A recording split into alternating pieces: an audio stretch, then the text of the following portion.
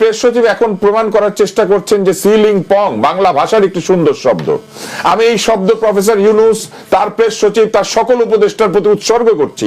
ওনারা সবাই সিলিং পং। এবিসি ভাই সারা জীবন কোথায় চাকরি করেছেন? স্বৈরাচারের কোম্পানিতে, নসরুল আহমেদ বিপুর সাথে। 32 নম্বর যখন ভাঙা হয়েছে বা 32 নম্বর আক্রমণ করা হয়েছে, তখন আশেপাশের বাড়িগুলি লুট হয়েছে এবং সেইখানে লুটকৃত বাড়ির কয়েকজন গণমাধ্যমে কাজ করেন এবং তারা আমাকে বলেছেন যে তাদের এই বাড়িঘর লুট করার জন্য ঢাকার বাইরে থেকে লোক আনা হয়েছিল এবং তারা ভেবেছে, তারা যেহেতু ওই এলাকাটা চেনে না ধানমন্ডি, তারা ভেবেছে আশেপাশে যা বাড়িঘর আছে সবই 32 নম্বরের অংশ, ফলে তারা পুরাটা লুট করেছে এবং ওই অংশে যখন লুট করেছে কয়েকজন জানবার পরে কেউ কেউ তাদের কিছু জিনিস ফেরত দিয়েছে আর অনেকে ক্ষমা চেয়ে বলেছে যে ভাই এইটা লুট করেছে, বিক্রি করে ফেলেছি, কিন্তু আমাদেরকে নিয়ে এসেছিল এবং সেই সবের ছবি আছে, সব আছে।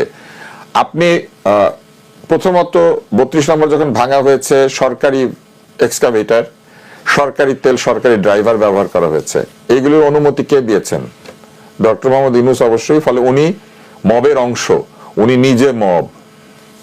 ঠিক আছে, ধরে নিলাম উনি বললেন যে এটা জনগণের ক্ষোভের বহিঃপ্রকাশ। সেই ক্ষোভের বহিঃপ্রকাশের সাথে ওইখানকার নারকেল গাছগুলির কি সম্পর্ক ছিল? নারকেল গাছগুলি কেন উপড়ে ফেলেছিল? নারকেল গাছগুলি স্বৈরাচার?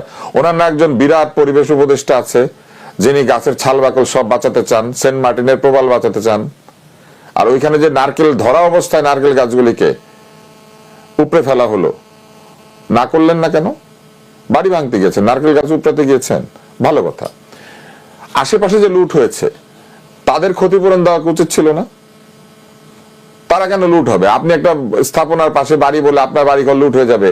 উনি যে ফ্রান্সের ম্যাখোর সাথে এই যে ওনার যে লটকালটকি সম্পর্ক, উনি যে ড্যানোনের লোক এনে এখানে কারখানা খুলেছেন, উনি যে জিদানকে এনে এখানে ফুটবলে লাথি মেরে লোককে দই খাইয়েছেন, সেই ফ্রান্সের ম্যাখোর বন্ধু আমাদের জলের গানে রাহুল, তার বাড়িটা যে লুটপাট হলো, যে বাড়ির মালিক আবার সে না, ভাড়া থাকে। উনি একটাবার দেখা করেছেন রাহুলের সাথে, বলেছেন একটাবার তাদেরকে ডেকে কথা বলেছেন যে এই কাজগুলি ঠিক হয় নাই, তোমরাও বিরিপ, তোমাদের সঙ্গে অন্যায় আচরণ হয়েছে? না, উনি লুটপাটের লোকজন যারা লুটপাটের শিকার হয়েছে তাদের কারো প্রতি কোনো সদয় আচরণ করেন নাই। ওনার গ্রামীণ ব্যাংকে লুট হবে এই কথা বলার কারণে আনিস আলমগীরকে ঢুকিয়ে দিয়েছেন, হবে বলেছে তাই আনিস আলমগীরকে কারাগারে ঢুকিয়ে দিয়েছেন ভুয়া মামলা দিয়ে। পরিবেশ উপদেষ্টা বলেছেন তাদের আমলে নাকি কোনো সাংবাদিককে হেনস্থা করা হয়নি। ওই উপদেষ্টা বাংলাদেশে থাকে? ওই উপদেষ্টা সম্পর্কে বলি, এবার মুখ খুললে অনেক দুঃখজনক কথা বলা হবে। উপদেষ্টা হাজবেন্ড আমাদের স্কুলে পড়াশোনা করেছেন, আমাদের বড় ভাই এবি সিদ্দিক ভাই। এবি সিদ্দিক ভাই সারা জীবন কোথায় চাকরি করেছেন? স্বৈরাচারের কোম্পানিতে, নসরুল আহমেদ বিপুর সাথে।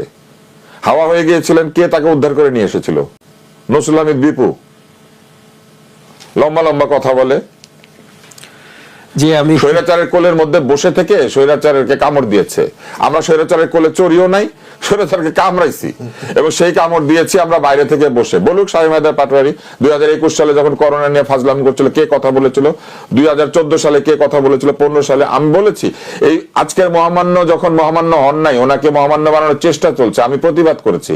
আজকে এই কথাটা পরিষ্কার সবার সামনে বলি, আমার ফেসবুক অ্যাকাউন্ট 3 মাসের জন্য রেস্ট্রিক্টেড হয়ে গিয়েছিল, কারণ আমি একটা ছোট্ট রসিকতা করেছিলাম যেটার সঙ্গে মহামানের নামের কোনো সম্পর্ক নাই। শুধু এই কারণে আমার ফেসবুক অ্যাকাউন্ট রেস্ট্রিক্ট হয়ে গিয়েছিল।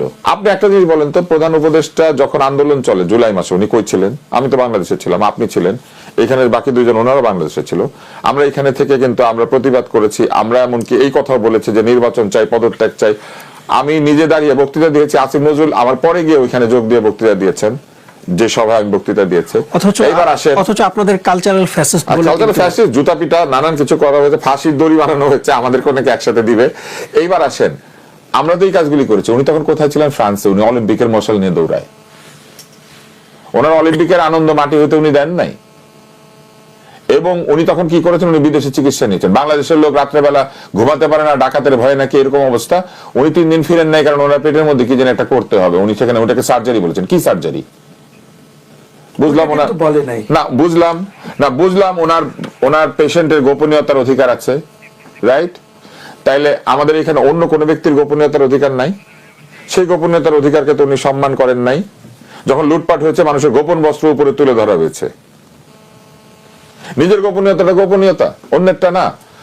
শোনেন, স্বৈরাচারের পতন আমরা সবাই চেয়েছি।